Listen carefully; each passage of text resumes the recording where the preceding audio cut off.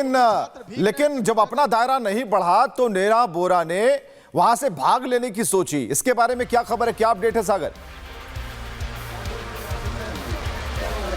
देखिए बिल्कुल, अगर हम बात करें तो नेहा बोरा की दाल यहाँ गली नहीं आई थी जिस मकसद से, और यही वजह कि स्याही फेंकने के बाद जब वहां पर लोग गुस्से में आ गए, छात्रों ने यहाँ भी विरोध किया था नेहा बोरा का। वो अब भागने को तैयार है रांची से। उन्हें पता है कि भाव देने वाले नहीं है छात्र। जी ऐसी पॉलिटिकल राजनीतिक नहीं है, किसी भी पॉलिटिकल पार्टी से कोई लेना नहीं है। छात्रों का मांग है और छात्रों का मांग ही रहेगा। जो पॉलिटिकल पार्टी आए पीछे से हेल्प करे वो अलग बात है। बिल्कुल, इसीलिए पॉलिटिकल स्टंट यहाँ पर जो करने आएगा विवेक, उसे यहाँ पर जगह नहीं मिलने वाली है। राहुल गांधी शायद और जो लेफ्ट के लोग हैं वो उनको इसीलिए भेजे थे, थोड़ा डैमेज कंट्रोल करने के लिए। बिल्कुल, ये हास्यास्पद है कि जो विपक्ष दिल्ली में संसद परिसर के बाहर नौटंकी करता है उसमें से कोई भी चेहरा यहां नजर नहीं आता है। प्रतिनिधि भेजे जाते हैं, वो भी देखिए कि छात्रों ने ही उनके चेहरे पर जो स्याही थी उसे फेंक दिया। बहुत बहुत शुक्रिया सागर हमसे बातचीत करने के लिए।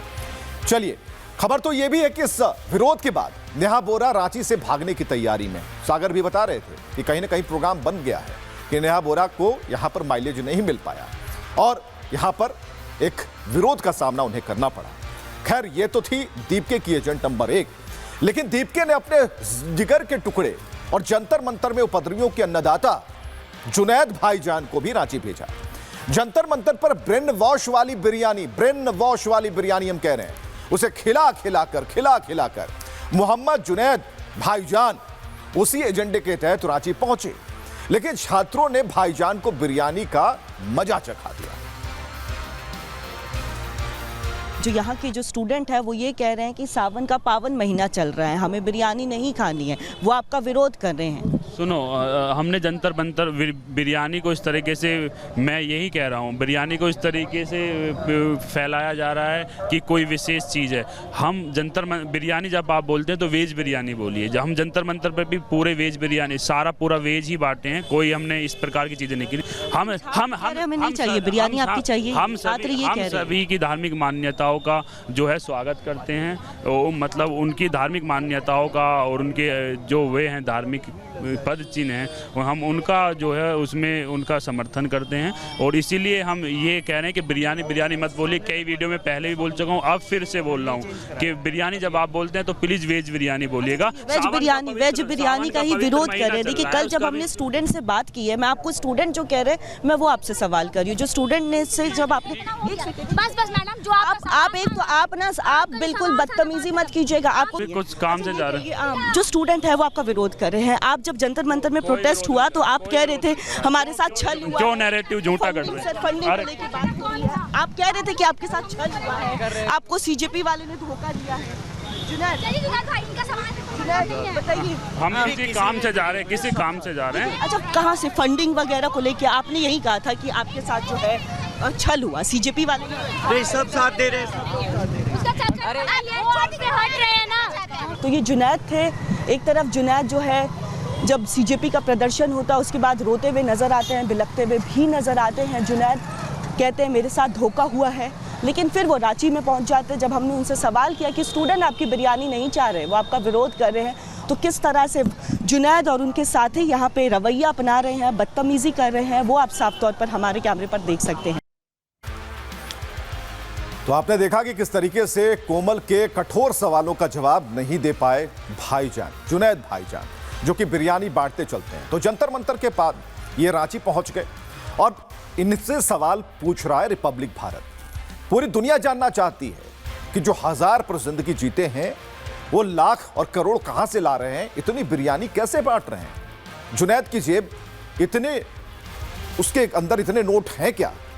कौन है जो बैकअप दे रहा है? कौन है जो जुनैद तक बिरयानी के पैसे पहुंचा रहा है? उसके लिए ये रिपोर्ट देखिए।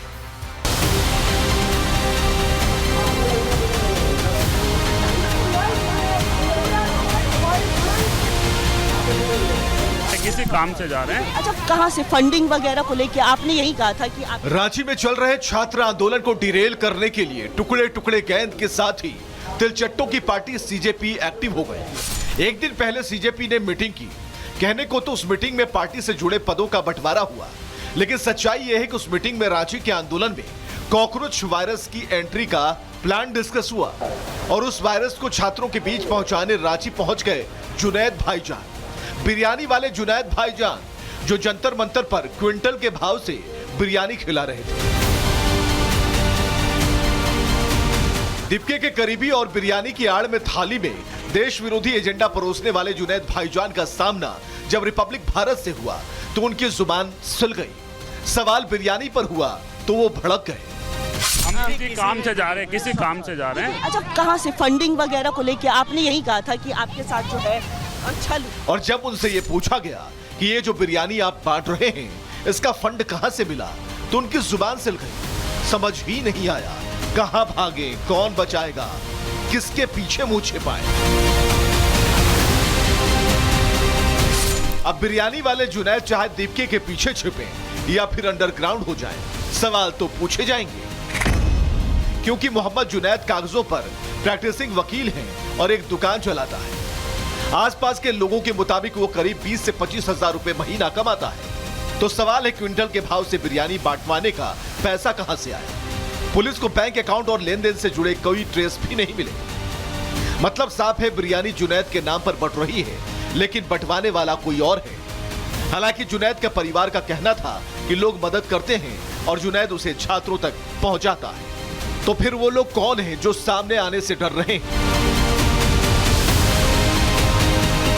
मतलब हो ना हो बिरयानी में कुछ काला तो जरूर है। और सबसे ज्यादा संदेह है जुनैद की टाइमिंग पर, क्योंकि जैसे ही रांची में छात्रों का आंदोलन चर्चा में आया जुनैद वहां बिरयानी बांटने पहुंच गया। 12वें 13वें दिन जुनैद पहुंच गया। 14वें दिन नेहा बोरा और फिर आंदोलन में बवाल की खबरें आनी शुरू हो गई। ये पूरी क्रोनोलॉजी समझने की जरूरत है क्योंकि इससे पहले तक ये आंदोलन एकदम शांतिपूर्ण तरीके से चल रहा था। ना कोई शिकायत, ना कोई शोर शराबा। लेकिन देश विरोधी गैंग के इन एजेंटों के आते ही वहां हंगामा मचना शुरू हो गया। इसके बाद ये सवाल उठना लाजमी है कि कहीं विपक्ष टुकड़े टुकड़े गैंग के साथ मिलकर इस आंदोलन को बदनाम करने की कोशिश में तो नहीं लग गया।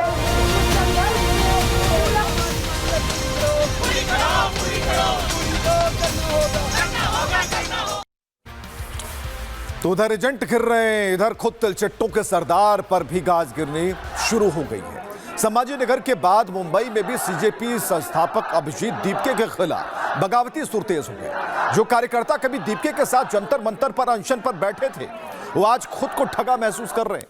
मनीष ब्रह्मा भट्ट और राहुल पांड्या नाम के इन दोनों लोगों ने दीपके के खिलाफ मोर्चा खोल दिया। आप यहाँ पे भूख हड़ताल बैठे हुए हैं, कल अभिजीत दीपके के घर पे गए थे, क्या मांग है आपकी? हमारी एक ही मांग है कि जितने वॉलेंटियर 40 दिन तक अपना परिवार छोड़ के जंतर मंतर पर डटे रहे, जो प्रोटेस्टर देश भर से आए, जिन्होंने लाठियाँ खाई, जिनके हाथ पैर टूटे, जिन्होंने देश भर में एक साहस का परिचय जिन युवाओं ने दिया, जिन्होंने पुलिस के सामने होकर आंदोलनकारियों को, प्रोटेस्टर का बचाव किया, ऐसे काफ़ी सारी तस्वीरें हमने देखी। तो इन सारे लोगों को आंदोलन में शामिल कर, इनकी राय लेकर एक देश भर की एक डिसेंट्रलाइज तरीके से नेतृत्व करने वाली, एक इंटरनल डेमोक्रेसी के साथ काम करने वाली, ट्रांसपेरेंसी के काम करने वाली, हमारी भी अकाउंटेबिलिटी तय हो ऐसे काम करने वाली टीम बनाने के लिए हमारी मांग थी। हमने इतना ही बोला तो उन्होंने बोला नहीं, हम तो जो अभी 10-11 लोग हैं वही मैन कोर्ट की टीम बनेंगे और बाकी सारे वॉलंटियर ही रहेंगे। जब हमको बुलाएंगे वो आएंगे, वो अपना जब बुलाएंगे तब काम करेंगे। तो ये तो सही नहीं है। ये कोई डंडे खाने के लिए थोड़ी स्पेशली या साफ सफाई के लिए जंतर मंतर के आगे बैठने के लिए। ये लोग दिल से आए थे। देश के हर प्रोटेस्टर का चेहरा आंदोलन का चेहरा बनना चाहिए। देश के हर प्रोटेस्टर का मुद्दा आंदोलन का मुद्दा बनना चाहिए।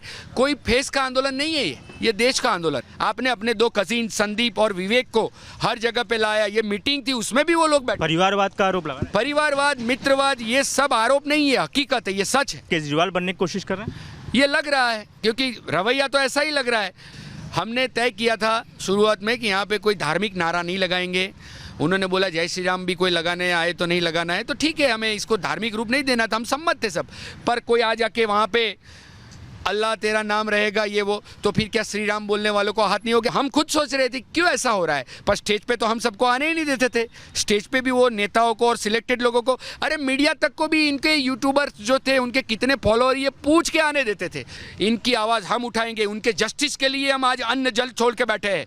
और हम ये देखना चाहते हैं कि अभिजीत दीपके में सच में संवेदना है कि नहीं है। वो सरकार के खिलाफ तो उंगली उठा सकते हैं, पर हम वॉलंटियर हैं, हमने अन्न जल छोड़ा है, हम मर जाएंगे पर हम जस्टिस लिए बिना वापस नहीं जाएंगे।